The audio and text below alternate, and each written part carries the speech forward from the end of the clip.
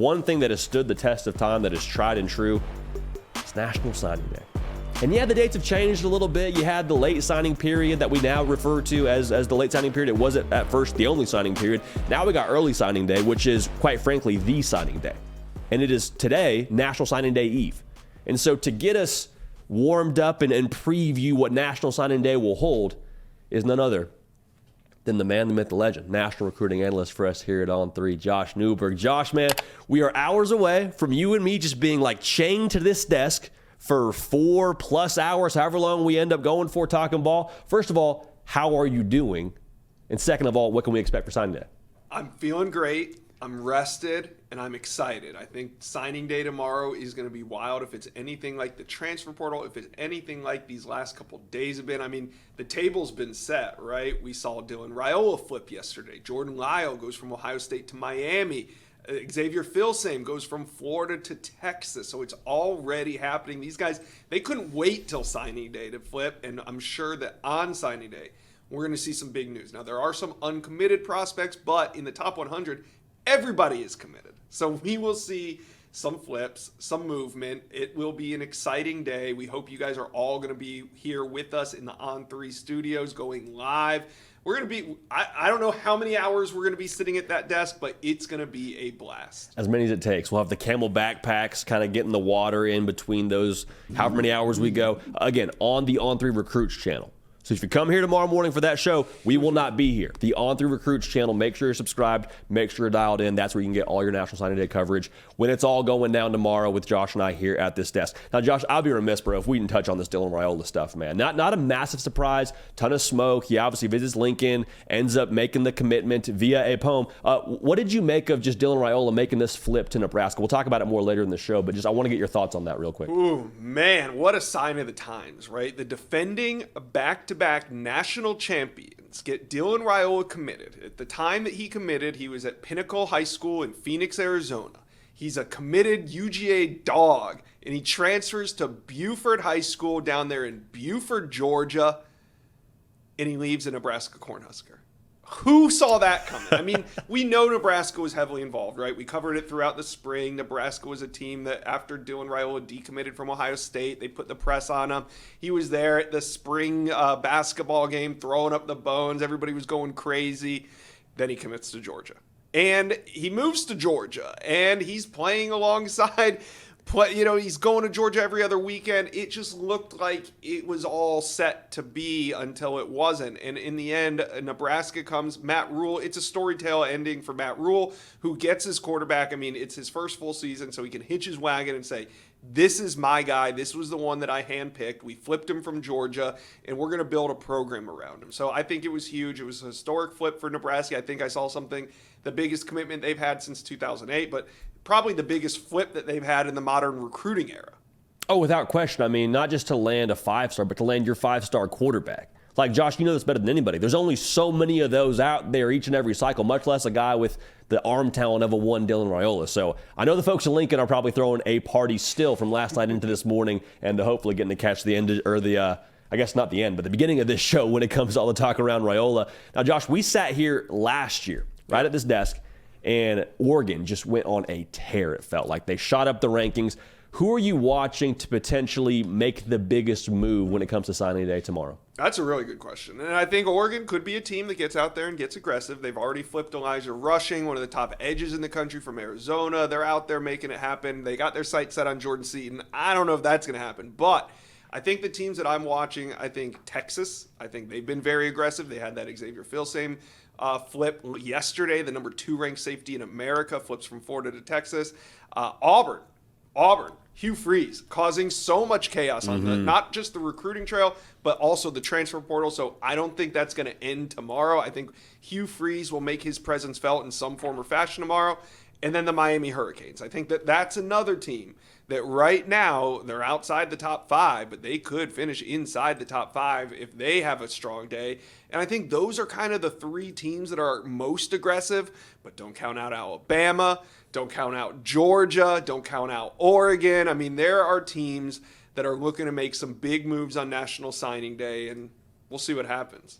Yeah, and the best part is you and I will get to be experiencing it like in real time. We'll have Chad Simmons over there, and we'll be talking about it. And Chad will throw his hand up and say, "I got this kid who flipped from this school to this school," or "Hey, this kid just signed," and it's going to be just honestly, it'll be rapid fire. It feels really, like almost with the action. It's really exciting, and I mean, I genuinely get fired up. Like my reaction when I'm sitting there tomorrow over something, I'm gonna get fired up over this. We've been covering it for so long, this whole cycle, not just this cycle, but remember we were talking about some of the 2024 class into last year's cycle. So it's been about a year and a half that I've been here covering this cycle. So I'm excited. I can't wait to see all the twists and turns. We're going to be live at the desk. Any reaction is genuine.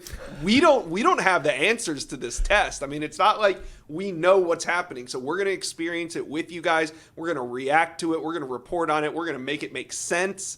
And yeah, Chad Simmons is going to be here, so you can't miss. Yeah, we're going to try to make it make sense. It's one of those things, like if we had the script, I promise you we would definitely take advantage of that and have all the graphics ready. Obviously, we don't. One school I want to talk to you about, Josh, that's in an interesting spot now, pushing to flip someone. Then also it sounds like maybe trying to close the door on one of their other top prospects they have committed. Florida State. Oh. KJ Bolden committed. But then you hear things like, well, he's keeping an open mind from the one Chad Simmons, who's obviously the czar on all things intel when it comes to the recruiting side of things. And you got Jeremiah Smith, who's committed to Ohio State. They're trying to break out the spatula and push him to stay home and be a Nolan and get to Tallahassee. Where do you think standing right now for Florida State, Josh, and more specifically both those guys, KJ Bolden and Jeremiah Smith, as we head into NSD? Well, Florida State fans are 24 hours away from celebrating Mike Norvell's first top 5 recruiting class. They're sitting in there right now, about 4 or 5 on the chart.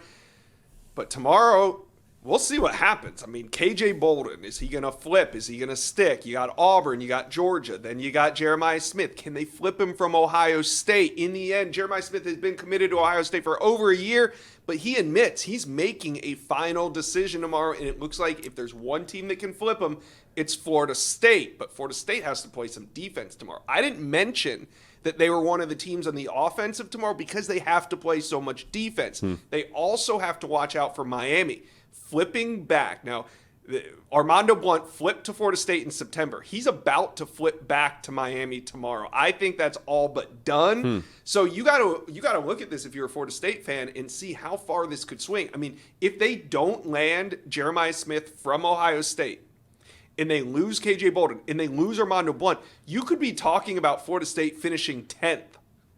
Which, I mean, in comparison to previous years, if I had told Florida State fans, when we were all the way back in, I guess, last signing day, said, hey, next year I'll have a top 10 class, I think they would have said, hey, thank you so much. We'll take that, and we'll take that all the way into next season. But now to be at 5 and drop down to 10 would hit a little bit different, I'm sure. Especially on a 13-0 season. Yep. I mean, Mike Norvell, he did more with less, recruiting with a 5-win season, a 6-win season. Now they get 13 wins. Now, of course, they could lose both those guys and then flip Jeremiah Smith and still end up with the top 5 class. But if they don't flip Jeremiah and they lose those two, they could end up outside. It would be a disappointing finish, but then you also got to look at what they are bringing in, and it's still a very, very good class for Florida State. But just to think how far this class could swing in one day. I mean, if they land Jeremiah Smith, hold on to KJ Bolden, but maybe lose Blunt, you're still looking at a 4 or 5 ranked class, maybe even into 3. So Florida State fans, it's going to be a wild roller coaster ride tomorrow. I think Jeremiah Smith goes about noon, 11 a.m., and KJ Bolden will be 1 p.m. So we will be live for both of those. We're going to react to it. We're going to have Chad here. It's going to be a blast. Yeah, buckle up, baby. Bring a helmet, too, because it should be a high-impact kind of show for the most part. Obviously, whenever we have National Signing Day, always high impact for all these schools across the board. One more guy I want to get your thoughts on here, Josh. Edric Houston, committed to Ohio State. Another one of those guys leading into National Signing Day where you use the verbiage like final decision. Where do things stand with him? It sounds like it's Ohio State, obviously, and then Alabama also in the mix. Yeah, Clemson was being mentioned, but right now I think they're on the outside looking in. And if you're on the outside looking in 24 hours out, you probably don't have a great shot. So 2 teams, Alabama, Ohio State. Ohio State really needs to keep this one because Edric Houston's a 5-star defensive lineman. They've been missing on defensive linemen. Justin Scott flipped a 5-star from Ohio State to Miami about a month ago. That one hurt, and now they got to hold on to Edric Houston. I mean, here he comes. He's at Buford High School, so I think distance is, you commit to a school out of state or far away. For much of the cycle, it seems great. But when it's time to put pen to paper and you realize that you're going to move from Georgia to Ohio, it's a little different than making the move from Georgia to Alabama. So I think from all sources, everything I've heard from Chad Simmons, it sounds like he is really mulling this one over. And tomorrow, Ohio State, they're going to have Jeremiah Smith. They're going to have to play some defense. Jeremiah Smith potentially on flip watch. Edric Houston, Jeremiah McClellan, another stud wide receiver that Oregon is putting some pressure on. So Ohio State, even though they're number 2 in the country right now, they're playing defense tomorrow. It's all nice, neat, and tidy on the On3 industry team recruiting rankings as we head into signing day, and then just everything breaks loose in that 24-hour cycle as kids are putting pen to paper. I lied to you, Josh. One name I want to get your thoughts on. DJ Lagway. Let's go. Still locked in at Florida. I know there was smoke around Mike Elko visiting him at home. He's a kid from Texas. We feel pretty confident he's staying with the Gators, or what's the overall standing right now with the one DJ Lagway? I know he's saying he's locked in, but where do things stand on signing day? I felt he was locked in when he took that visit to Gainesville over the weekend. We know that Mike Elko had to, because if Mike Elko doesn't go and sit in home with DJ Lagway, then he should be fired immediately for negligence. I mean, it's so I don't think at all that Mike Elko, got shut down. I don't think he was doing what he had to do. But eventually, DJ Lagway got on that airplane. He went to Gainesville over the weekend. He spent time with Billy Napier and the coaching staff. There were some commits there. I think that locked him in. I don't really have DJ Lagway high on my radar tomorrow to watch, but if you're a Gator fan, you certainly want to make sure that DJ Lagway is signing on that dotted line tomorrow, and I expect that he does. Phenomenal. Well, Josh, feels like we didn't have enough time there, man, to get through all that we wanted to get through. What do you say we do it for a few hours tomorrow on the On3 Recruits channel? If you're down to do 4 hours tomorrow, I'm down to do 4 hours tomorrow. Let's go. Do it, baby. Let's do it. Again, that's the man, Josh Newberg, national recruiting analyst for us here at On3. Josh, appreciate you, man. We'll chop it up tomorrow, man, for a long, long time covering the madness and the beauty that is National Signing Day, brother. Appreciate you. It's going to be a great time. Can't wait. Hey y'all, thanks so much for watching. Subscribe to the channel here to make sure you don't miss an episode of The Hard Count. Also be sure to check out other videos on the On3 YouTube channel.